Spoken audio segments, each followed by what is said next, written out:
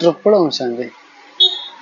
ഞാൻ വേറൊരു വീഡിയോ എടുക്കുമ്പോൾ അതിൽ ഗ്ലാസ് ഇട്ടിട്ട് നല്ല വെളിച്ചത്തിലിട്ട് ഗ്ലാസ് ഇട്ടിട്ട് വീഡിയോ എടുക്കണമെന്ന് വിചാരിച്ചായിരുന്നു, പറ്റിയില്ല. അപ്പോൾ ഈ രാത്രിയിലെ വീഡിയോ എടുക്കുമ്പോൾ ഗ്ലാസ് ഇട്ടിട്ട് ആയിക്കോട്ടെ എന്ന് വിചാരിച്ചു. ഇനി എത്രത്തോളം നന്നായിട്ടുണ്ട് ഇല്ല എന്നൊക്കെ നോക്കിയിട്ട് അതിനനുസരിച്ച് അടുത്ത വീഡിയോകളിൽ ഗ്ലാസ് വേണോ വേണ്ടെന്ന് വിചാരിക്കട്ടെ. അർദ്ധരാത്രിയിലും എന്തോ കുട പിടിക്കുന്നൊക്കെ പറയില്ല, ഗ്ലാസ് ഉണ്ടല്ലോ അപ്പട്ടെന്നുള്ളു. പിന്നെ ഇപ്പോൾ ക്യാമറയിൽ നമ്മളിങ്ങനെ നോക്കല്ലേ, അതും ഡിസ്പ്ലേയിൽ നോക്കല്ലേ ഫോണിൻ്റെ, ഗ്ലാസ് വഴി വെറുതെ ഒരു ഹൈ പ്രകാശം നമ്മുടെ കണ്ണിലേക്ക് ഇതായിട്ട് കണ്ണ് കേടരണ്ട. കണ്ണ് കേട് വന്നാൽ എന്ത്, കേട് വന്നിട്ടില്ലെങ്കിൽ എന്ത്, ഇതിന് കൃത്യമായൊരു സമയമുണ്ട്, എന്തായാലും ഒഴിവാക്കി പോകണം. യോഗം ചെയ്യുമ്പോൾ ഇങ്ങനെ മുത്തുകൾ കിട്ടിക്കൊണ്ടേയിരിക്കും. നമുക്ക് ആകെ വേണ്ടത് എന്താണെന്ന് വെച്ചാൽ ശക്തിയുഗം എവിടെ ആരംഭിക്കണം, ഇതൊരു പ്രധാന സംഭവം. എല്ലാവർക്കും അല്ല കേട്ടോ, എല്ലാവർക്കും ഇത് വലിയൊരു പ്രാധാന്യമില്ല. ഈ സത്യത്തിൽ ആദിയിൽ വരുന്നവർക്ക് ഇതൊരു പ്രധാന സംഭവമല്ല. ആദിയിൽ വരുന്നവർക്ക് ഇതൊരു പ്രധാന സംഭവമല്ല. ആണോ? ആണെന്നും പറയാം, അല്ലാന്നും പറയാം. ഇതിൽ 2-3 കൂട്ടരുണ്ട്. ആദിയിൽ വരുന്ന 108-നും 16,108-നും ശരിക്കും പറഞ്ഞാൽ ഈ ഒരു സംഭവം ഒന്ന് അരിച്ച് പെറുക്കിയെടുക്കണം. കാരണം ഭൂമിയിലാണ് സംഭവം സത്യയുഗം ആരംഭിക്കുന്നത്. എവിടെ? അത് പറഞ്ഞിട്ടുണ്ട് ഡൽഹി. ഏത് ഡൽഹി? പുതിയ ഡൽഹി, ഇപ്പോഴത്തെ പഴയ ഡൽഹി അല്ല. അപ്പോൾ പുതിയ ഡൽഹി എവിടെ? യമുനാ തീരത്തോട് ചേർന്നിട്ട്. യമുനാ തീരത്തോട് ചേർന്നിട്ട് നല്ല കുഞ്ഞു കുഞ്ഞു മലകളുടെ, വലിയ മലകളല്ല, കുഞ്ഞു കുഞ്ഞു മലകളുടെ ഓരം ചേർന്നിട്ട് ഉള്ള ഒരു പുതിയ പ്രദേശം. അവിടെ വേണ്ടത്ര സ്ഥലം, ചെറിയ സ്ഥലമൊന്നുമല്ല. അത് അതിൻ്റെതായ ഭംഗിയിലുള്ള കൊട്ടാരങ്ങൾ, പ്രജകളുടേതും ദാസന്മാരുടെ ഒക്കെ അവർക്ക് വേണ്ട രീതിയിലുള്ള കൊട്ടാരങ്ങൾ, അങ്ങനെ എല്ലാം കൂടെ ചേർന്നിട്ടുള്ള വലിയൊരു പ്രദേശം. ഫരിസ്താലോകം, ഫരിസ്തകളുടെ അല്ല, ദേവതകളുടെ ലോകം നമ്മുടെ ഭൂമിയിലാണ്. അപ്പോൾ അതെവിടെ? നേപ്പാൾ, ഇന്ത്യ, ഭൂട്ടാൻ, ചൈന എന്നീ സ്ഥലങ്ങളൊക്കെ വരുന്ന ഒരു വലിയ പ്രദേശത്തിലൊരു ഭാഗം. എവിടെയാന്നുള്ളത് വ്യക്തമായിട്ടറിയില്ല. അവിടെ ഇപ്പോൾ പല വിധത്തിലുള്ള ട്രാൻസ്ഫോർമേഷൻ നടന്നു കഴിഞ്ഞിട്ടുണ്ടല്ലോ. സത്യയുഗം കഴിഞ്ഞു, ത്രേതായുഗമായി. അപ്പോൾ ഭൂമിയിൽ വേറൊരു അവസ്ഥ. ത്രേതായുഗം കഴിഞ്ഞു, ദ്വാപരയുഗമായി. അപ്പോൾ ഭൂമിയിലെ വേറൊരു അവസ്ഥ. അത് കഴിഞ്ഞ് പിന്നെ കലിയുഗം, ഭൂമിയിലെ വേറൊരു അവസ്ഥ. ഇനി ഈ കലിയുഗം പൊടിയാണ്. ഇടിഞ്ഞു പൊളിഞ്ഞ് വീഴേണ്ടത് ഇടിഞ്ഞു പൊളിഞ്ഞ് വീഴും, പൊന്തിപ്പോകേണ്ടത് പൊന്തിപ്പോവും, വീണ്ടും അവിടെ വന്ന് ചേരേണ്ടത് വന്ന് ചേരും. പക്ഷെ ഇപ്പോൾ ഉള്ള 108-ന്റെ ആത്മാക്കൾ, ഇപ്പൊ നിലവിൽ ഈ ശരീരത്തിലുള്ള 108-ലുള്ളത്, ഇപ്പൊ ഞാൻ 16,108-ലുണ്ടെന്ന് വെക്കാം, ഇതങ്ങ് 9,00,000-ലുണ്ടെന്ന് വെക്കാം. ഇപ്പോ അവിടെ കുറ്റിയടിക്കലും കാര്യങ്ങളും. ഇപ്പോൾ ഉദാഹരണം പറയുകയാണെങ്കിൽ ഞാനൊരു പുതിയ വീടുണ്ടാക്കണം. പുതിയ വീടുണ്ടാക്കുമ്പോൾ പഴയ വീട് നമ്മൾ ഇരുന്നു കൊണ്ടാണല്ലോ പുതിയ വീട്ടിൽ ഉണ്ടാക്കണം. അങ്ങനെ ഉണ്ടാക്കാമല്ലോ. അതല്ല, പുതിയ വീട്ടിൽ ഇരുന്നിട്ട് അവിടേക്ക് നേരെ വരണം, അങ്ങനെയുള്ള ആൾക്കാരുണ്ട്. പുതിയ വീട്ടിൽ ജനിക്കണവരുണ്ട്. പുതിയ വീട് ഉണ്ടാക്കുന്നത് പഴയ വീട്ടിൽ ഇരുന്നു കൊണ്ട് ചെയ്യുന്നവരുണ്ട്. അതല്ല, പഴയ വീട് മൊത്തം പൊളിച്ചിട്ട് വാടകയ്ക്ക് പോയിട്ട് പുതിയ വീട്ടിൽ വന്ന് താമസമെടുക്കുന്നവരുണ്ട്. കുറേ ഐറ്റം വിധത്തിൽ ഈ വീടുണ്ടാക്കൽ നടക്കും. പക്ഷെ ശരിക്കും ലാഭം എന്താണെന്ന് വെച്ചാൽ പഴയ വീട്ടിൽ താമസിച്ചുകൊണ്ട് അതിൻ്റെ ഒരു കാലപ്പഴക്കം കാര്യങ്ങളൊക്കെ മനസ്സിലാക്കിക്കൊണ്ട് പുതിയ വീട് ഉണ്ടാക്കുക. എന്നിട്ട് പതുക്കെ ഈ പഴയ വീട്ടിൽ നിന്ന് എടുക്കാൻ പറ്റിയ സാധനങ്ങളൊക്കെ പഴയ വീട്ടിൽ നിന്ന് പുതിയ വീട്ടിലേക്ക് കൊണ്ടുപോയി അവിടെ സെറ്റാക്കി, ചിലതൊക്കെ പറ്റ മോശമായിട്ടുള്ള വലിപ്പവും മേശയും കാര്യങ്ങളൊക്കെ ഒഴിവാക്കി അങ്ങനെ പുതിയ വീട്ടിൽ താമസം തുടങ്ങി. എന്നാലും പഴയ വീട്ടിൽ എന്തെങ്കിലുമൊക്കെ കൊണ്ടുവരാനുണ്ടാവും പുതിയ വീട്ടിൽ. അതൊക്കെ കൊണ്ടുവന്ന് അവിടെ സെറ്റാക്കി കുറച്ച് കാലങ്ങൾ കഴിയുമ്പോഴേക്കും പുതിയ വീട് നല്ല ഉപയോഗ്യമായി മാറും. ഇതേപോലെയാണ് സത്യയുഗം. ഞാൻ 9 ലക്ഷത്തിലുണ്ടെന്ന് വെക്കുക, ഞാൻ എന്തോ ചെയ്യണം? ചിന്തിക്കണം.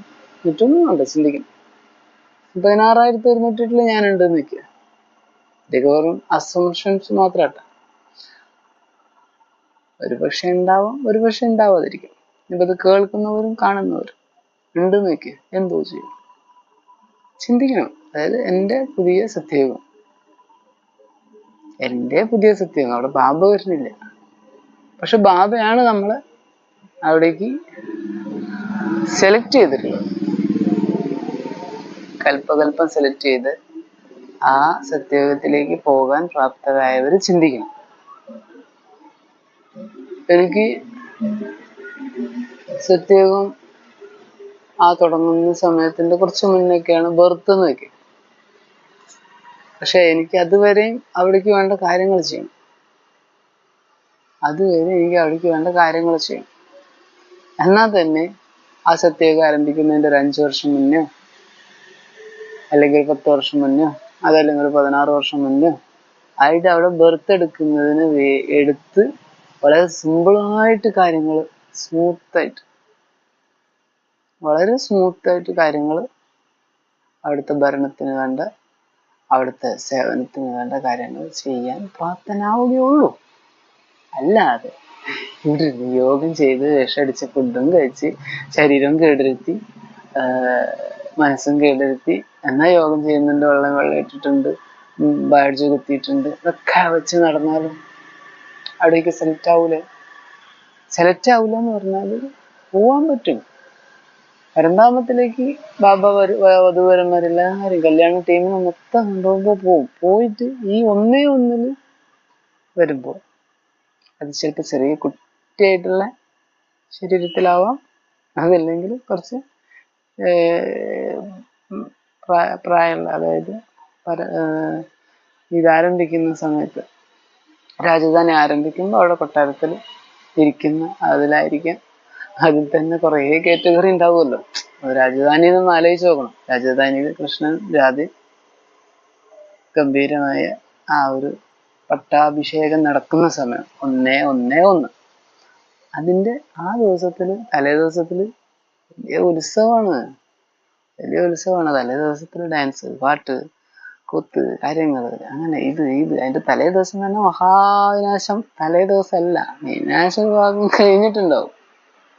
വിനാശമൊക്കെ ഒരു ഭാഗം കഴിഞ്ഞ് തൂത്ത് തുടച്ച് ക്ലീൻ ആക്കല് കാര്യങ്ങളൊക്കെ കഴിഞ്ഞ് അതിന്റെ തലേ ദിവസത്തില്, തലേ വർഷങ്ങളില് വിനാശത്തിന്റെ ഒച്ചയും ബഹളവും പൊടിപടലും സുനാമിയും വെള്ളപ്പൊക്കവും കാര്യങ്ങളൊന്നും തലേത്തെ വർഷങ്ങളിലൊന്നും ഉണ്ടാവില്ല. അത് എത്ര വർഷം എന്നൊന്നും കൃത്യമായിട്ട് എനിക്കറിയില്ല, പക്ഷെ അങ്ങനെയൊന്നും ഉണ്ടാവില്ല. നമ്മളൊരു വീടുണ്ടാക്കുകയാണെങ്കിൽ വീട്ടിലെ കച്ചറയും കാര്യങ്ങളൊക്കെ കൂടെ ഒരു കുഴി കുത്തി മൂടി, അതൊക്കെ പെട്ടെന്ന് ആ ഒരു എന്താ പറയാ, വീടിന്റെ വീടിരിപ്പ് ഇന്നാണെങ്കിൽ തലേ ദിവസം തന്നെ ഉണ്ടല്ലോ, അതിനെ മുന്നേ ചെയ്യൂലേ. ഒരാഴ്ച മുന്നേ ഫുള്ള് ക്ലീൻ ചെയ്ത് ചുറ്റോറും തീയിട്ട് അടിച്ചു വൃത്തിയാക്കി കച്ചറ കല്ല് കാര്യങ്ങൾ ഇതൊക്കെ കൂടെ ചിലപ്പോൾ ഒരു കുഴി കുത്തി അതിലിട്ട് മൂടി, അവിടെ അതിന്റെ മേലെ ഒരു ഭംഗിക്ക് വേണ്ടിയിട്ട് എന്താ പറയാ, ഒരു പച്ചപ്പുള്ള കുറച്ച് പുല്ലുകളൊക്കെ വെച്ച് പിടിപ്പിച്ച് അതിൽ സംസ്കരിക്കാൻ പറ്റിയത് ഒരു ഭാഗത്ത്, സംസ്കരിക്കാൻ പറ്റാത്തത് വേറൊരു ഭാഗത്ത്, അങ്ങനെയല്ലേ. ഒരു 20 സെന്റ് സ്ഥലമൊക്കെ നമുക്ക് കിട്ടിയാൽ അതിലൊരു വീടൊക്കെ വെച്ച് അതിന് വേണ്ട രീതിയിൽ ഭംഗിയിൽ അണിയിച്ചെടുക്കുമ്പോൾ അപ്പോഴല്ലേ ആ വീട് ഒരു വീടിരിപ്പിന് നമ്മളെ ക്ഷണിച്ച ആളുകൾ വന്ന് കണ്ട്, ഇത് നന്നായിട്ടുണ്ടല്ലോ, ഇത് വെറൈറ്റി വീടാണല്ലോ, നല്ല ഭംഗിയുണ്ടല്ലോ, നന്നായിട്ടുണ്ടല്ലോ, എല്ലാ സൗകര്യം ഉണ്ടല്ലോ എന്ന് പറയുള്ളൂ. അതൊരു കാറ്റഗറി. ഇന്നത്തെ നോർമലി കലിയുഗത്തിലൊരു വീടിന്റെ കാര്യമാണ് ഞാനീ പറഞ്ഞത്. അത് തന്നെ വീട് പല ഐറ്റം ഉണ്ട്. ലുലുവിന്റെ വീട് വേറെയാണ്, നമ്മളെ പോലത്തെ സാധാരണക്കാരുടെ വീട് വേറെയാണ്. ഇനി അതല്ല, നമ്മൾ എത്ര പോലും സാമ്പത്തികം ഇല്ലാത്തവർ ഇന്നിപ്പോ പ്ലാസ്റ്റിക്കിന്റെ വേസ്റ്റുകൾ സംസ്കരിച്ചിട്ട് കിട്ടുന്ന പല സാധനങ്ങളുണ്ട്, അത് വെച്ചിട്ട് വരെ വീടുണ്ടാക്കുന്നവരുണ്ട്. പിന്നെ ചെറിയ ഡ്രസ് വർക്ക് മാത്രമായിട്ട് വളരെ സിമ്പിൾ ചെലവിലുള്ള വീട് ഉണ്ടാക്കുന്നവരുണ്ട്. നല്ല ഐറ്റം വീട് ഉണ്ടാക്കാൻ പറ്റും. ഇതേപോലെയാണ് സത്യയുഗത്തിലും. സത്യയുഗത്തില് കൊട്ടാരം എന്ന് പറഞ്ഞാൽ അവിടെ സ്വർണ്ണ കൊട്ടാരമായിരിക്കും.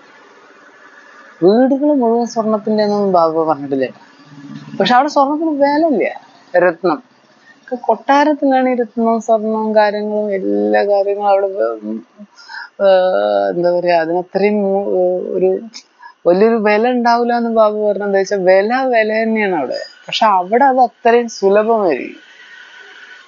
ബാക്കിയുള്ളവരുടെ അവസ്ഥ, ബാക്കിയുള്ള വീടുകളുടെ അവസ്ഥ, ബാക്കിയുള്ള പ്രജകളുടെ, അതുപോലെ ദാസന്മാരുടെ, ദാസന്മാരുടെ അതിന്റെ ഏറ്റവും ലോ ആയിട്ട് സത്യയുഗത്തിൽ ആരംഭിക്കുമ്പോൾ 16 കൊല ഉണ്ടായിരിക്കും. ബാക്കിയുള്ള എല്ലാ സംഭവങ്ങളും ഉണ്ടായിരിക്കും. പക്ഷെ ആ 9 ലക്ഷത്തിന്റെ പല കാറ്റഗറിയിലായിരിക്കും വീടുകൾ, കൊട്ടാരം ഒന്നായിരിക്കും, പരിസ്ഥാനം ഒന്നായിരിക്കും. ലക്ഷ്മി നാരായണന്റെ ആ ഒരു കൊട്ടാരം ഒന്നായിരിക്കും. അതിലേക്ക് വേണ്ട കോൺട്രിബ്യൂഷൻസും കാര്യങ്ങളാണ് അവിടെ ഏറ്റവും വില പിടിച്ചത്. അത് ഷോ ആയിരിക്കും. ഇന്നിപ്പം നമുക്ക് എഴുതി തന്ന് ഗവർണർ എഴുതി ഒപ്പിട്ട് എന്നുള്ള പേപ്പർ നോട്ട് ഉണ്ടല്ലോ, അതിന്റെ ആധാരം എന്താ? സ്വർണ്ണമാണ്. അത് ആ ഒരു പേപ്പറിന്റെ മൂല്യത്തിന് പാകത്തിലുള്ള സ്വർണം ഖജനാവിലുണ്ട്. എവിടെ? നിങ്ങൾ കണ്ടിട്ടുണ്ടോ? ഞാൻ കണ്ടിട്ടുണ്ടോ? ആരാ കണ്ടവരുള്ളത്? ഇവിടുത്തെ കേരള സർക്കാരിലെ കളക്ടേഴ്സ് കണ്ടിട്ടുണ്ടോ? ഗവർണേഴ്സ് കണ്ടിട്ടുണ്ടോ? നമ്മുടെ പോലീസ് ഉദ്യോഗസ്ഥർ പോയിട്ട് കണ്ടിട്ടുണ്ടോ? അവർക്കൊക്കെ പോയി കാണാൻ പറ്റും. വളരെ സെക്യൂർഡ് ആയിട്ടാണ് അതവിടെ സൂക്ഷിച്ചിട്ടുള്ളത്. സാധനം ഉണ്ട്, അതുണ്ടെന്നും അതിന് എത്ര മൂല്യം ഉണ്ടെന്നും വിപണിയിൽ ആ സാധനം ഞങ്ങളുടെ കയ്യിൽ ഉണ്ടെന്നും അതിന് വേണ്ട ഫുൾ പ്രൊട്ടക്ഷനുമായിട്ട് ഞങ്ങളോട് ഇരിക്കുന്നുണ്ട് എന്നുള്ളതിന്റെ ഫുൾ പ്രൂഫ് നമ്മുടെ ഭരണഘടനയിലുണ്ട്. അതിന് പകരം സത്യയുഗത്തിലെ കൊട്ടാരം എന്ന് പറഞ്ഞാൽ ഇതുകൊണ്ടാണ് ഉണ്ടാകുന്നത്, സമ്പന്നത കൊണ്ടാണ് ഉണ്ടാകുന്നത്. അവിടുത്തെ ഏറ്റവും മൂല്യമുള്ള രത്നങ്ങള്, വൈഡൂര്യങ്ങള്, വജ്രങ്ങള്, സ്വർണങ്ങള്, കാര്യങ്ങള് എല്ലാം വെച്ചിട്ടാണ് സത്യത്തിലെ കൊട്ടാരം സൃഷ്ടിച്ചിട്ടുള്ളത്. ബാക്കിയുള്ള ഓരോരോ ചെറിയ ചെറിയ ഇതിൻ്റെയൊക്കെ ബാക്കിയുള്ള ആളുകൾക്കൊക്കെ താമസിക്കുന്നത്, ബാക്കിയുള്ള ദേവതകൾക്ക് താമസിക്കാനുള്ള കൊട്ടാരങ്ങൾ, ചെറിയ ചെറിയ വീടുകൾ, അത് സ്വർണം കൊണ്ടാണ് ഉണ്ടാക്കിയത്, അത് രത്നം കൊണ്ടാണ് ഉണ്ടാക്കിയത് എന്ന് ബാബ പറഞ്ഞിട്ടില്ല. പക്ഷെ അവിടെ ഉണ്ടാവും, സ്വർണ്ണം രത്നമൊക്കെ അവരുടെ കയ്യിൽ ഉണ്ടാവും. അത് എത്രത്തോളം ഉണ്ടാവും എന്നുള്ളത് ദിവ്യ ബുദ്ധി കൊണ്ട് ചിന്തിക്കണം. എൻ്റെ ബുദ്ധിയിൽ എനിക്ക് മനസ്സിലായ കാര്യം എന്താണെന്ന് വെച്ചാൽ കൊട്ടാരം സമ്പൽ സമൃദ്ധമായിരിക്കും. പുറമേ നോക്കിയാൽ തന്നെ കാണാൻ പറ്റും ഇതാണ് അവിടുത്തെ സമ്പന്നത. ഒറ്റ രാജ്യമുള്ളൂട്ട, വേറൊരു രാജ്യത്തിനൊന്നും ആക്രമിക്കാനില്ല, അവിടുന്ന് എടുത്ത് കൊണ്ടുപോകാനില്ല, ഇനി വേറെ ആരെങ്കിലും അവിടുന്ന് കട്ടുകൊണ്ടുപോകാനില്ല, ഒരാളും കട്ടുകൊണ്ടുപോകില്ല, കള്ളന്മാരില്ല, അവിടെ കൊലപാതകികളില്ല, ചതിയന്മാരില്ല, ഒന്നുമില്ല. അത് ആ രാജ്യത്തിലെ കൃഷ്ണനും രാധയും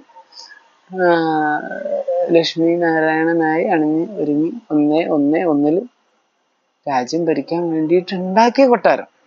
ഇവർക്ക് വേറൊരു ആലയം ഉണ്ടാവും, പക്ഷെ ഇത് കൊട്ടാരം, ഇതിലാണ് എല്ലാം സമ്പന്നത്.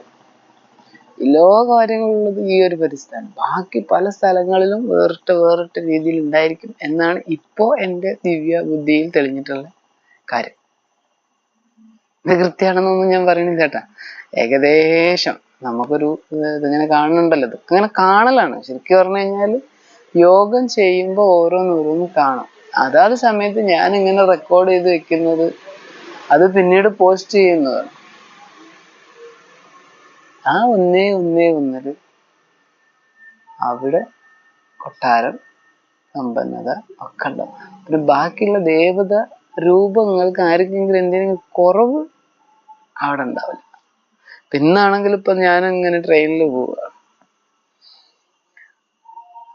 എനിക്ക് ഫസ്റ്റ് ക്ലാസ് കിട്ടി, എൻ്റെ കയ്യിൽ കൂളിംഗ് ഗ്ലാസ് ഉണ്ട്, നല്ല അടിപൊളി തൊപ്പിയുണ്ട്, അയ്യ അത് കണ്ട് വേറുള്ളവൻ്റെ അസൂയ. ഇനി എന്നെക്കാളും നല്ല കൂളിംഗ് ഗ്ലാസും വേറെ തൊപ്പി, വേറെ ബാക്കി എന്തൊക്കെ സെറ്റപ്പ്, നല്ല വാച്ച് കാര്യങ്ങളൊക്കെ കണ്ടിട്ട് എനിക്ക് അസൂയ. ഇന്നത്തെ കാലത്തെ കാര്യമായിട്ട്. അവന്റെ കയ്യിൽ ലാപ്ടോപ്പ് ഉണ്ട്, എന്തൊക്കെയാ വേണ്ടത്, നല്ല സുന്ദരിയായിട്ടുള്ള ഭാര്യയുണ്ട്, മറ്റേതുണ്ട് മറിച്ചതുണ്ട്, എല്ലാ സമ്പന്നതയായിട്ട് ഓരോരുത്തർക്കും ഓരോന്നാണ് ഇന്നിവിടെ. ഓരോരുത്തർക്കും ഓരോ ടൈപ്പിലാണ്. അത് കണ്ട് അങ്ങോട്ടും ഇങ്ങോട്ടും പരസ്പരം അസൂയ, കാര്യങ്ങൾ, കുശുമ്പ്, ചെറിയ ചെറിയ ചെറിയ ചെറിയ ചെറിയ ചെറിയ എന്തോ കാര്യം ആ പറഞ്ഞില്ലേ, അത് നോക്കണ്ട. എന്റെ കയ്യിൽ എന്തുണ്ടോ അതെനിക്കുള്ളത്, നിന്റെ കയ്യിൽ എന്തുണ്ടോ അത് നിനക്കുള്ളത്. നമ്മൾ സാറ്റിസ്ഫൈഡ് ആയിട്ട് മുന്നോട്ട് പോകലാണ്. എനിക്കിപ്പോ ഈ ഗ്ലാസ് കിട്ടി, ഈ ഗ്ലാസ് വേറുള്ളവന് കിട്ടിയിട്ടില്ല, അത് അസൂയപ്പെട്ടത് കൊണ്ടോ മറ്റ് എന്തെങ്കിലും കാരണം കൊണ്ട് അവന് ഈ ഗ്ലാസ് കിട്ടില്ല. ഈ ഗ്ലാസ് എനിക്ക് കിട്ടാനുണ്ടായ കാരണം എങ്ങനെ, എവിടുന്ന് കിട്ടി, എങ്ങനെ കിട്ടി എന്നത് മനസ്സിലാക്കി അത് വീണ്ടും അങ്ങനത്തെ ഒന്ന് നേടിയെടുക്കാനുള്ള ഒരു സാഹചര്യം ഉണ്ടാക്കിയെടുക്കലാണ്. അതാണ് ഏറ്റവും പ്രധാനം. എനിക്ക് ബാബ ഒരു പാട്ട് തന്നിട്ടുണ്ട്, കൃഷ്ണൻ ഒരു പാട്ട് കൊടുത്തിട്ടുണ്ട്. ഞാൻ കൃഷ്ണനാവേണ്ട ആവശ്യമില്ല, ഞാൻ രാധ ആവേണ്ട ആവശ്യമില്ല. കൃഷ്ണനും രാധ ഓൾറെഡി സെറ്റാണ്. ബാബ സെറ്റാണ്. അത് ബാബയുടെ പാട്ട്. ബാബയിൽ ചെറിയ ചെറിയ എന്തെങ്കിലും മിസ്റ്റേക്സുകളുണ്ടോ ഇല്ലേ, അതൊന്നും നമ്മൾ നോക്കേണ്ട ആവശ്യമില്ല. പക്ഷെ കാര്യങ്ങൾ ഇങ്ങനെ സംസാരിച്ചു പോരാന്ന് മാത്രം. ബ്രഹ്മാവിന് എന്തുകൊണ്ട് പൂജ ലഭിച്ചില്ല എന്ന കാര്യം എനിക്ക് മനസ്സിലായ ഒരു കാര്യമാണ് ഞാൻ പറഞ്ഞു. പക്ഷെ അത് ഡ്രാമയിലുള്ളതാണ്. കാരണം ബ്രഹ്മാവ് അത്രയും സാക്രിഫൈസ് ചെയ്ത ഒരു കാര്യമുണ്ട്, മെയിൻ കാര്യം. പൂജ ലഭിക്കലല്ല പ്രധാനം, അത് വലിയ പ്രധാനമൊന്നുമില്ല. ബ്രഹ്മാവ് സാക്രിഫൈസ് ചെയ്ത് കൃഷ്ണനായി. എങ്ങനെ? ബാബ പറഞ്ഞു ഹാഞ്ചി. ബാബ പറഞ്ഞു ഹാഞ്ചി എന്നാണെങ്കിലും അതിൽ ബ്രഹ്മാവ് പല കാര്യങ്ങളും സഹിച്ച് ഹാഞ്ചി. ബ്രഹ്മാവ് എപ്പോഴും ശിവബാബയായിട്ട് കണക്റ്റഡ് ആണ് എന്ന് കരുതി ശിവബാബ സദാ ബ്രഹ്മാവിലില്ല. ബ്രഹ്മാവ് ഇങ്ങനെ ശിവബാബയായിട്ട് ഇങ്ങനെ ഓരോരോ കാര്യങ്ങൾ ചോദിച്ചു ബ്രഹ്മാവിനോട്ട് സാക്ഷാത്കാരം കിട്ടിയിട്ടുമില്ല. സാക്ഷാത്കാരം കിട്ടിയതും കൃഷ്ണന്റെ സാക്ഷാത്കാര രൂപം ദർശനമായതൊക്കെ മറ്റുള്ളവർക്കാണ്. ബ്രഹ്മാവിന് സത്യം പറഞ്ഞ സാക്ഷാത്കാരം വിനാശത്തിന്റെ, വിഷ്ണുവിന്റെ, അങ്ങനെയുള്ള ചെറിയ ചെറിയ ഇത് മാത്രമേ കിട്ടിയിട്ടുള്ളൂ. ബാക്കി കുറേ പാർട്ടുകൾ ബാക്കിയുള്ളവർക്കായിരുന്നു, ബ്രഹ്മാവിന്റെ ചുറ്റിലുള്ളവർക്കായിരുന്നു. അതിന്റെ ഒരു വൈബ്രേഷൻ വേറെ തന്നെയായിരുന്നു. ദൃഷ്ടിയുടെ വൈബ്രേഷൻ വേറെ തന്നെ. ദൃഷ്ടിയിലൂടെ സൃഷ്ടിനാവുന്നു. ബ്രഹ്മാവിന്റെ ദൃഷ്ടിയിലൂടെ ഒരുപാട് പേര് സൃഷ്ടിക്കപ്പെട്ടു. അവരുടെ ദൃഷ്ടിയിലൂടെ ബ്രഹ്മാവ് സൂപ്പറായി. ചെറിയ ചെറിയ ഫാൾട്ടുകൾ അവിടെ അന്നങ്ങനെ ക്ലിയർ ചെയ്ത് മുന്നോട്ട് പോയിക്കൊണ്ടേയിരിക്കും. എന്നെ സൃഷ്ടിച്ചിട്ടുള്ളത് കുറെ പേര് പല രീതിയിൽ സൃഷ്ടിച്ചിട്ടുണ്ട്. ഒരുപാട് പേര് ചേർന്നിട്ടാണ് എനിക്ക് ഈ ഒരു പാർട്ട് കിട്ടിയിട്ടുള്ളത്. എൻ്റെ ദൃഷ്ടിയിലൂടെ കുറെ പേരുടെ സൃഷ്ടികൾ നടക്കുന്നുണ്ട്. മനസ്സിന്റെ സങ്കല്പത്തിലൂടെയാണ് എല്ലാം നടക്കുന്നത്. എല്ലാം സങ്കല്പത്തിന്റെ ആധാരത്തിലാണ് നടക്കുന്നത്. എന്തൊക്കെ വേണം സത്യയുഗത്തിലേക്ക് എന്നതാണ് ഏറ്റവും പ്രാധാന്യം. എവിടെ, എങ്ങനെ, അത് കൃത്യം ടൈം ആകുമ്പോൾ കയ്യിലേക്ക് ഇങ്ങനെ വരുമൊന്നുമില്ല, കൊണ്ടുവന്ന് വരുമൊന്നുമില്ല. Indian government, Bhutan government, Nepal government, ഇതൊക്കെ കൂടെ ചേർന്നിട്ടുള്ള ഒരു സംഗമ സ്ഥലത്താണെന്ന് വെക്കുക. ബ്രഹ്മകുമാരീസിൽ കേരളത്തിൽ നിന്നൊരു 4-5 പേര് സെലക്ട് ആയിട്ടുണ്ട്.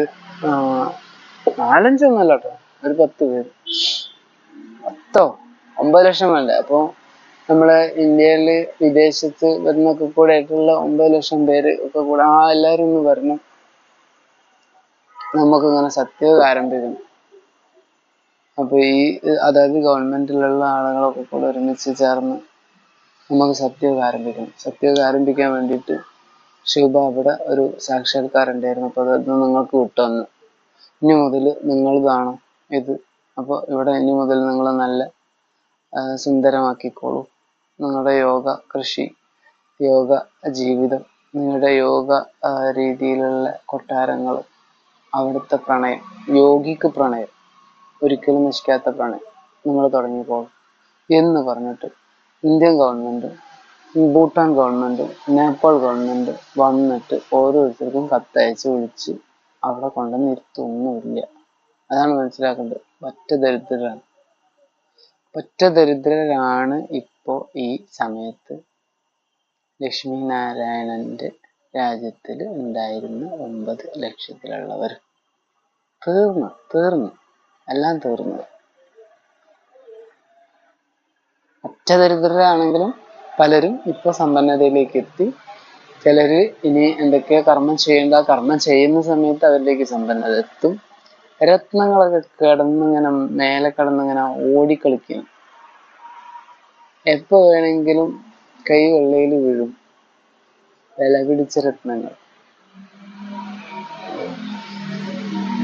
കർമ്മം ചെയ്ത് എവിടേക്കാണോ ഇത് ചെയ്യേണ്ടത്, ആരൊക്കെയാണോ ഇതിലേക്ക് കൃത്യമായിട്ടുള്ളത്, അവരിങ്ങനെ ബുദ്ധി ഉപയോഗിച്ച് പതുക്കെ വരും. ഇരുന്നാല് വലിയ കാര്യമൊന്നും ഉണ്ടാവില്ല. ഏറ്റവും ചുരുങ്ങിയത് ഏഴെങ്കിലും വേണം.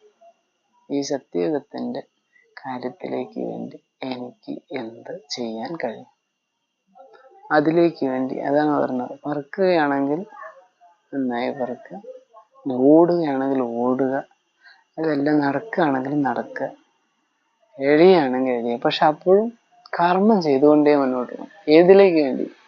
സാധാരണ കർമ്മമല്ല. സാധാരണ കർമ്മം ഒരു ഭാഗം ചെയ്യണം. കുടുംബവും കാര്യങ്ങളും ഇതൊക്കെ നോക്കണം, ലൗകികത്തിലെ കാര്യങ്ങൾ അതൊക്കെ ഒരു ഭാഗം ചെയ്യുന്ന വേണം. പക്ഷെ ഓരോ ദിവസവും എൻ്റെ ബാബ വന്ന് എനിക്ക് തന്നിട്ടുള്ള ഈ മഹാമൂല്യം, ഇത് മൂല്യം വച്ചിട്ടുള്ളവർക്ക് വേണ്ടിയിട്ടാട്ടോ. 1-1-1 എനിക്ക് വരാനോ അല്ലെങ്കിൽ സത്യയുഗത്തിലെ എവിടെയെങ്കിലും ഒരു പാർട്ടി എനിക്ക് സ്റ്റാർട്ട് ചെയ്യാനോ വേണ്ടിയിട്ട് കൃത്യമായിട്ട് വേണ്ട ചിന്ത, ബാബയുടെ ചിന്ത, ബാബയ്ക്ക് വേണ്ട കാര്യങ്ങൾ, ഈ സയൻസിനെ പ്യുവറാക്കിയിട്ട്, പ്രകൃതിയെ പ്യുവറാക്കിയിട്ട്, സ്വയത്തെ പ്യുവറാക്കിയിട്ട് എനിക്ക് എന്ത് ചെയ്യാൻ കഴിയും? അതിൽ ഈ 3 ഉണ്ട് കേട്ടോ. 3 5 തത്വങ്ങളെ ശുദ്ധമാക്കിയിട്ട്, 5 ഇന്ദ്രിയങ്ങളെ ശുദ്ധമാക്കിയിട്ട്, എൻ്റെ 6ാം ഇന്ദ്രിയം വെച്ചിട്ട് ഭഗവാൻ തരുന്ന കാര്യങ്ങൾ കൃത്യമായിട്ട് ഞാൻ എന്ത് ചെയ്യും? കുടുംബം വിടേണ്ടി വരും. ചിലപ്പോൾ കുടുംബം സ്വയം നമ്മൾ അറിഞ്ഞുകൊണ്ട് വിടേണ്ടി വരും. ചിലത് ഓട്ടോമാറ്റിക്കലി ആ സമയമാകുമ്പോഴേക്കും അങ്ങോട്ടേക്ക് പോകാനുള്ള വ്യക്തികളുടെ കുടുംബത്തെ അങ്ങോട്ട് നാശവശാക്കിയിട്ടുണ്ട്. ആ വ്യക്തി മാത്രമായിട്ട് മാറും. പിന്നെ ഇന്നിങ്ങനെ കടുംപിടുത്തം പിടിച്ച് കുടുംബത്തെ നല്ല ഗുണത്തിൽ സംരക്ഷിച്ച് കുടുംബത്തിൽ ഇതാക്കി ബ്രഹ്മകുമാരീസിനേക്കാളും നല്ലതാണ് കുടുംബം എന്നൊക്കെ പറഞ്ഞ് അങ്ങനെ നോക്കുന്ന വ്യക്തികൾ, ആ കുടുംബത്തിൽ ഒരു കുട്ടി പോലും സത്യയുഗത്തിലേക്ക് ഇല്ലാന്ന് വെക്കുക. ഒരു കുട്ടി പോലും ഇല്ലാന്ന് വെക്കുക. ഒരു പ്രത്യേക സമയം വരുമ്പോൾ ആ വ്യക്തി ഒറ്റപ്പെടും. പിന്നെ അവർക്ക് വേറെ ഒന്നും ചെയ്യാനില്ല സത്യയുഗത്തിലേക്ക് വേണ്ട എന്തെങ്കിലും കാര്യം ചെയ്യാൻ. ആ വ്യക്തി അർഹനാണെങ്കിൽ തീർച്ചയായിട്ടും അപ്പം മുതൽ ചെയ്യും. പക്ഷെ അതിന് മുന്നേ ചെയ്യാമായിരുന്നു. അതിപ്പോ പറഞ്ഞ പോലെ വാക്കുകൊണ്ടാണെങ്കിലും ശരി, കർമ്മം കൊണ്ടാണെങ്കിലും ശരി, ഏത് വിധത്തിലും ചെയ്യാൻ വരും. നമുക്ക് ഏറ്റവും പ്രധാനം എന്ന സാധനം ഈ ബുദ്ധിയാണ്. ഈ ബുദ്ധി കുറച്ച് സമയം ബാബയ്ക്ക് കൊടുക്കണം. എന്നെ കൊണ്ട് നമുക്ക് എന്തൊക്കെ കർമ്മം ചെയ്യുകയാണെങ്കിലും ഈ ബുദ്ധി കുറച്ച് സമയം കൊടുക്കലുണ്ടല്ലോ. കുറച്ച് സമയം. സങ്കല്പം, മനസ്സും ബുദ്ധി. മനസ്സ് പ്രഭുവിന്റെ പ്രസാദാണ്. ബുദ്ധിയോ പ്രഭു പ്രസാദാണ്. ഇത് ഉപയോഗിച്ചിട്ടുള്ള ഒരു സെക്കൻഡ് കോടികൾ വില മതിക്കുന്ന റിട്ടേൺ കിട്ടുന്നത് ഈ ഒരു സംഭവമാണ്, നിങ്ങളുടെ സങ്കല്പം. അതിന്റെ ആധാരത്തിലാണ് ഇവിടെ കാറ്റഗറികൾ വന്നിട്ടുള്ളത്. അഷ്ടരത്നങ്ങൾ 108, 16,508, 9 ലക്ഷം, 33 കോടി വന്നിട്ടുള്ളത് ഈ ഒരൊറ്റ സംഭവത്തിന്റെ ആധാരത്തിലാണ്. ഭഗവാൻ പറഞ്ഞു തന്ന ഈ 7 ദിവസത്തെ ക്ലാസിന്റെ ആധാരത്തിൽ ഈ 5000 വർഷത്തെ ഡ്രാമയുടെ അവസാനത്തില് ഞാൻ എന്ത് ചെയ്തു? ഞാൻ ഈ വെള്ളയും വെള്ളിയിട്ട് നടന്നതിന്റെ പേരിലോ, മുടി വളർത്തിയതിന്റെ പേരിലോ, താടി വളർത്തിയതിന്റെ പേരിലോ, കണ്ണട ഇട്ടതിന്റെ പേരിലോ ഒന്നും എനിക്ക് ഒരു തേങ്ങ കൊലയും എന്റെ തലയിലേക്ക് ഭഗവാൻ വെച്ച് തരില്ല. അതായത് ഡ്രാമയില് അതിലൊരു വിധിയില്ല. ഒറ്റ വിധിയുള്ളൂ, നിങ്ങളുടെ സങ്കല്പം, ശുദ്ധമായ സങ്കല്പം. അതിന്റെ ആധാരത്തിലാണ് ഓരോരുത്തർക്കും ഈ പ്രസാദം കിട്ടുന്നത്. ഏത് പ്രസാദം? പ്രാലബ്ധമാകുന്ന പ്രസാദം കിട്ടുന്നത്. ബ്രഹ്മാവ് എന്ത് ചെയ്തു എന്നത് നമുക്ക് ഗുഹ്യമായിട്ട് നോക്കേണ്ട കാര്യമാണ്. അവസാനത്തിൽ ആൾ ഹാർട്ട് അറ്റാക്ക് വന്നിട്ട് മരുന്ന് കുടിച്ചിട്ട് തന്നെയാണ് മരിച്ചിട്ടുള്ളത്.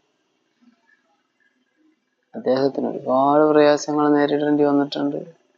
കുടുംബത്തിലെ വൈഫ് ഈ പറഞ്ഞ പോലെ ഇതിലിരിക്കെ വേറൊരു ഹോസ്പിറ്റലിൽ പോയിട്ട് മരണപ്പെടേണ്ടി വന്നിട്ടുണ്ട്. ആ സമയത്ത് ബ്രഹ്മാവിന്റെ അവസ്ഥ എന്താണ് എന്നല്ല. ഇതിൽ ഗുഹ്യമായ കാര്യങ്ങൾ, ദിവ്യബുദ്ധിയിലേക്ക് വേണ്ട കാര്യങ്ങൾ.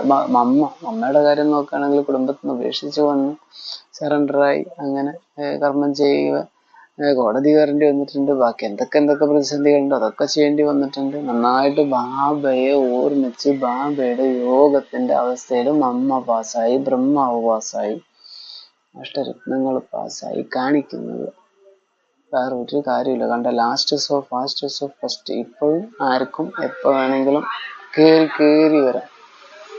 ടൈമാണ് ഇവിടെ. പ്രത്യേകിച്ച് അമൃതവേള 4 മണിക്ക് ചെയ്ത് 5 മിനിറ്റ് ബാബയെ ഓർമ്മിച്ച് പിന്നെ മുഴുവൻ കാര്യങ്ങളും കർമ്മങ്ങളും ചെയ്ത് ആകെ ടെൻഷനായി, വൈകുന്നേരം ആകുമ്പോഴേക്കും ഫുൾ ടെൻഷനായി, വീണ്ടും കിടന്നുറങ്ങി രാവിലെ വീണ്ടും അമൃതവേള ചെയ്ത് പിന്നെ ജോലി കാര്യങ്ങള് കുടുംബം അത് ഇത്, പിന്നെ വീണ്ടും വൈകുന്നേരം ആകുമ്പോഴേക്കും ടെൻഷനായി, അയ്യോ ആവോ എന്തോ ഏതോ എന്ന് പറയുന്നവർക്കുള്ളതല്ല സത്യയുഗം ഒന്ന്. അവർക്കുണ്ട്. അവർക്ക് ഇപ്പൊ അങ്ങനെ ഒരു വ്യക്തി ഉണ്ടെങ്കിൽ അവർക്ക് ത്രേതായുഗം അവസാനമുണ്ട്, ത്രേതായുഗം മധ്യമുണ്ട്, സത്യയുഗം മധ്യമുണ്ട്, സത്യയുഗം ലാസ്റ്റ് ഉണ്ട്, ഒക്കെ ഉണ്ട്. അതേതാണ് വേണ്ടത് വെച്ചാൽ എടുക്കാം, നോ പ്രോബ്ലം. പക്ഷെ ഒന്നേ ഒന്ന്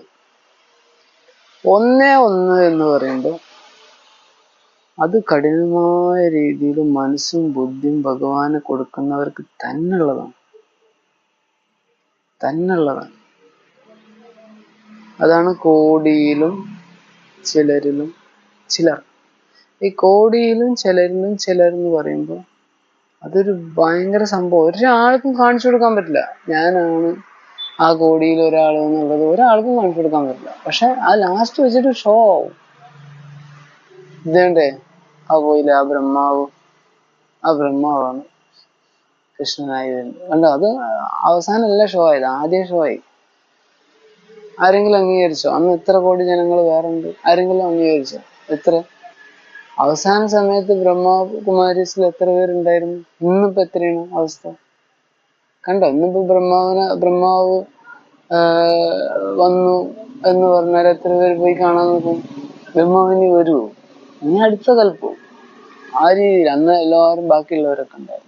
ബാക്കിയുള്ള 33 കോടിയിലുള്ള ആത്മാക്കളും അവിടെ ഉണ്ടായിരുന്നു. ബ്രഹ്മാവ് ശരീരം വിടുമ്പോൾ 33 കോടി ആത്മാക്കളും ബ്രഹ്മാവിന്റെ അടുത്ത് പോയി സമ്പൂർണമായി അവര് കാര്യങ്ങൾ ചെയ്തിട്ടുണ്ടായിരുന്നു. ഇല്ലല്ലോ, അവര് ശവസംസ്കാരം കാര്യങ്ങളൊക്കെ ചെയ്യുമ്പോൾ വളരെ കുറച്ച് പേരല്ലേ ഉണ്ടായിരുന്നുള്ളൂ. നമുക്ക് അതിന്റെ വീഡിയോസും ഫോട്ടോസും ഒക്കെ കാണാമല്ലോ. വളരെ കുറച്ച് പേരല്ലേ ഉണ്ടായിരുന്നുള്ളൂ. ഇനി കൃഷ്ണനായിട്ട് വരുമ്പോ ഈ പറഞ്ഞ 33 കോടികളും പോയിട്ട് കൃഷ്ണനെ കാണാൻ തോന്നുന്നുണ്ടോ? കുറച്ചു പേര്. 33 കോടിയും തള്ളിന്റെ ഇടയിൽ കൃഷ്ണന്റെ കാര്യങ്ങൾ ചെയ്യണ്ടേ, രാധയ്ക്ക് രാധയുടെ കാര്യങ്ങൾ ചെയ്യണ്ടേ, ഒക്കെ വളരെ കുറച്ച് പേര് കുറച്ച് സ്ഥലങ്ങളിൽ വളരെ ഭംഗിയായിട്ട് നടക്കും. വളരെ ഭംഗിയായിട്ട്. അതാണ് ഗുപ്തമായിരിക്കും എന്നാ പ്രത്യക്ഷമായിരിക്കും, രണ്ടും നടക്കും അവിടെ. സംഗതി ഗുപ്തമാണ് കാര്യം, അതൊരു കലയാണ്. ആ കല ഗുപ്തമായിരിക്കാനുള്ള കലയും പ്രത്യക്ഷമാക്കാനുള്ള കല, പ്രത്യക്ഷമായിരിക്കാനുള്ള കല വളരെ ഗുപ്തമാണ് എന്നാ പ്രത്യക്ഷമാണ്. നോക്കണം. അത് മൊത്തത്തില് 2 കൂട്ടരുടെ 3 കൂട്ടരുടെ ഇടയിൽ ഇത് ചെയ്യണം. ആരുടെയൊക്കെ? ഒന്ന് സനാതന ധർമ്മത്തിന്റെ ഇടയിൽ, പിന്നെ ഒന്ന് പ്രജാരാജ്യങ്ങളുടെ ഇടയിൽ, ഭക്തരുടെ ഇടയിൽ ഇക്കാര്യങ്ങൾ ചെയ്യുന്നു. ഇതിന്റെ ആധാരത്തിൽ അമ്പലങ്ങൾ മുഴുവൻ സത്യയുഗത്തിലുണ്ടോ? ഇല്ല. സമയം അരമണിക്കൂറായി. ഞാൻ അടുത്ത വീഡിയോ റെക്കോർഡ് ചെയ്യട്ടെ.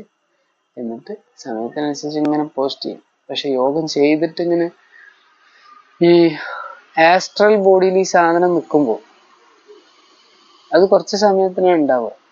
പിന്നെ അതിങ്ങനെ പോവും. ഞാൻ ഇരിക്കുന്നതിന്റെ ചുറ്റിലും കാര്യങ്ങൾ മുഴുവൻ കിടക്കണം. കണ്ണുകൊണ്ട് കാണാൻ കഴിയില്ല. പക്ഷെ എനിക്ക് സംസാരിക്കാൻ തുടങ്ങിക്കഴിഞ്ഞാൽ ഓരോരോ വിഷയങ്ങളെ പറ്റിയിട്ട് ഇവിടെ ഒന്ന് പുറത്തിറങ്ങിയിട്ട് ടൗണിൽ പോയിട്ട് എന്നോട് എന്തെങ്കിലും കാര്യങ്ങൾ ചോദിച്ചാലോ പോട്ടെ, നോർമലി എനിക്ക് എന്തെങ്കിലും പറഞ്ഞ് ഇതുപോലെ വീഡിയോ റെക്കോർഡ് ചെയ്യാൻ പറ്റില്ല. അപ്പൊ ഞാൻ ഇവിടെ നിന്ന് യോഗം ചെയ്തപ്പോൾ എനിക്ക് വേണ്ട കുറെ കാര്യങ്ങളൊക്കെ ഞാൻ ബാബയുമായിട്ട് ഡിസ്കസ് ചെയ്തു. ഡിസ്കസ് ചെയ്തതിന്റെ ആധാരത്തിൽ എനിക്ക് കിട്ടിയിട്ടുള്ള കുറെ കാര്യങ്ങൾ അതാണ് നമ്മളിവിടെ ഷെയർ ചെയ്തുകൊണ്ടിരിക്കുന്നത്. അപ്പൊ ട്രിപ്പിൾ ഓം ശാന്തി.